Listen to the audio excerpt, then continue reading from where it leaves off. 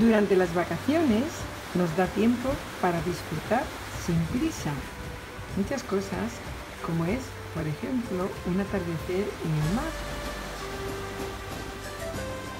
Es una visión esplendorosa, de las más bellas que la naturaleza nos regala cada día, irrepetible cada instante.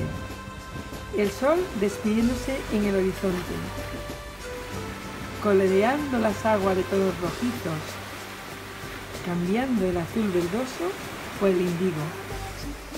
Ese momento de magia y quietud que nos hace meditar, con el murmullo mágico de las olas rompiéndose en las rocas, volviendo atrás lentamente para retornar de nuevo,